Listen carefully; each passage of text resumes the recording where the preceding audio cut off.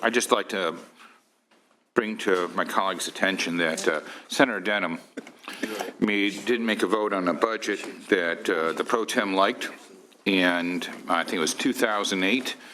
The pro tem started a recall against him. Nobody clamored to change the rules to protect that sitting senator. And while we've heard from both sides that people use nefarious techniques to collect signatures, at the end of the day, it's the voters who will vote on this, whether it's qualified or not. It's absolutely clear when it comes.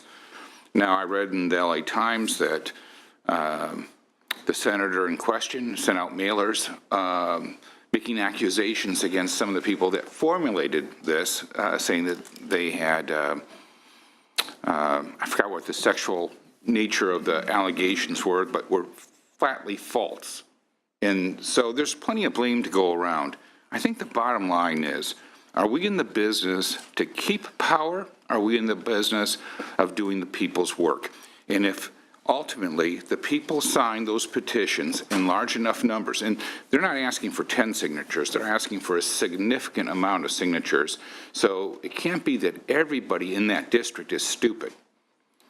Maybe one or two people are stupidly signing those things, but the vast majority of those people are smart and knowledgeable. But more importantly, it only qualifies it for the ballot, and then they get a second bite at that apple where both sides present their cases. And maybe people come from outside the district to collect the signatures. They're not able to sign. It's not their signature that matters. It has to be somebody who lives in that district. Now, that district historically was a Republican district, and the member won by fewer than 2,500 votes. So I can understand if you don't game the system by changing the rules retroactively, that there's a good chance that it may not turn out well for that senator.